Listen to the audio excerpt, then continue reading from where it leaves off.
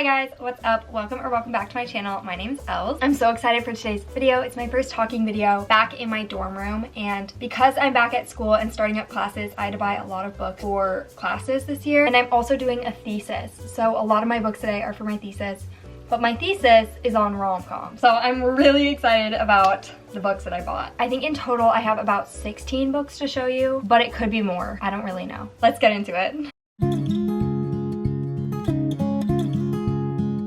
First off, we have X's and O's. This book is about Tara and Trevor, and Tara is a hopeless romantic even though she's had her heart broken literally 10 times, and Trevor is a firefighter. The whole point of this book is that she's so obsessed with like romance novels that she kind of like interprets her life as them, if that makes sense.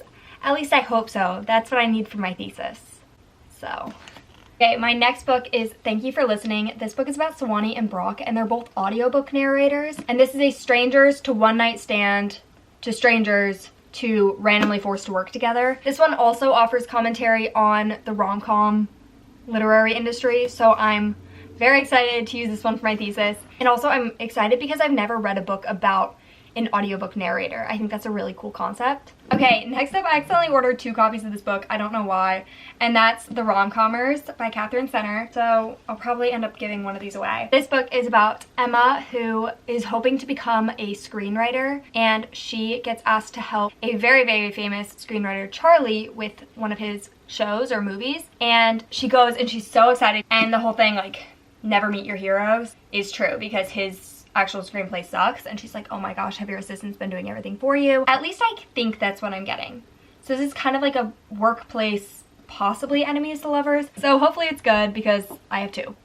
So next we have my favorite book actually of all time, Northanger Abbey. This is another one for my thesis.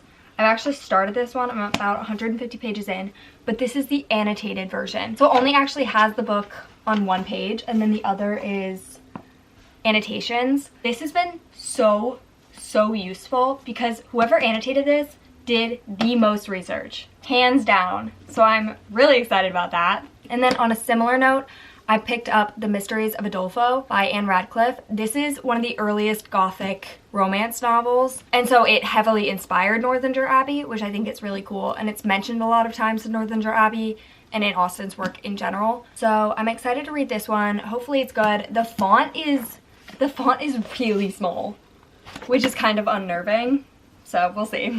Okay, next up we have Love is an Open Book. This book is about Mia and Gavin. Mia is a very, very popular romance author, but when she has writer's block, she turns to her best friend, Gavin, for some inspiration. And so they kind of try to date to see if it's possible for friends to lovers to actually work out.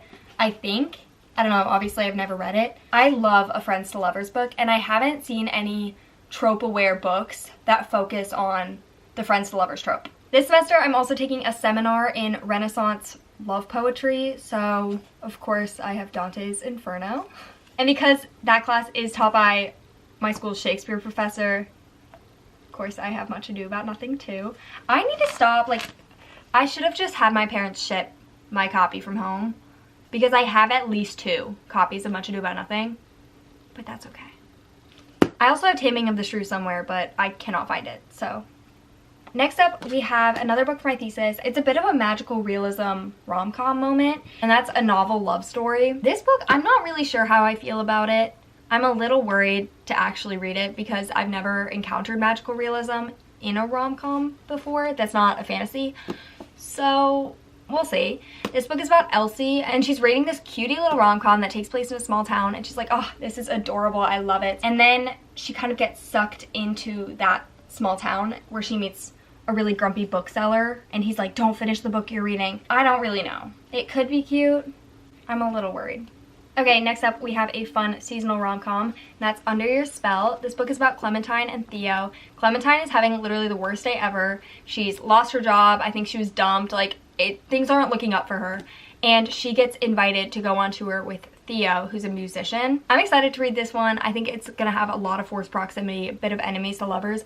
I am a little worried that Clementine is going to be the frazzled girl trope, where it's like the manic pixie dream girl, but it's just kind of like a little jarring. You know Hazel from Josh and Hazel's Guide to Not Dating? Is that what it's called? She is insufferable, and I'm worried that Clementine is gonna be like her, because the whole like her life's a mess I don't know. I'm a little scared. Next, I'm taking an Indigenous Lit class, and so for that class, we have What Would Crazy Horse Do and the Thanksgiving play. I also picked up Shell Shaker for that class, and I think we're reading that this week, so I will report back. And then, of course, we have They're There by Tommy Orange. I've read this one before, so I'm excited to read it again. And then we also are reading the sequel to that book, which is Wandering Stars. This next book is another fun seasonal read, and that's The Pumpkin Spice Cafe. I've heard so much about this book on TikTok and on BookTube. It's just such a popular seasonal read, and I think it would be so fun. This book is about Jeannie and Logan, and Jeannie is opening a little cafe in this sweet tiny little town, and the cafe's neighbor is a guy named Logan, and he's really, really grumpy. So this is a grumpy sunshine, kind of a forced proximity because it's a small town romance. I'm really excited to read this one. I think it'll be really cute. Finally, we have Not in My Book. This book is about Rosie and Aiden, and they are both creative writing majors, and he is super against romance and rom-coms. He doesn't really like take it seriously as a genre, and she exclusively reads and writes rom-coms. And so when they are forced to work together on a project, obviously they butt heads a lot. So this is a bit of an enemies to lovers, forced to work together romance, kind of like forced proximity, I guess. I'm excited about this one.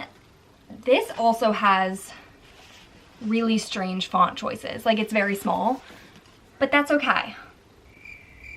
Alright, and that is all of the books that I have to show you today. Hopefully I end up liking these, and I will talk about them and give full reviews in later videos. Be sure to like, comment, subscribe. Let me know what you're currently reading or if you've read any of these before. And I will see you next time.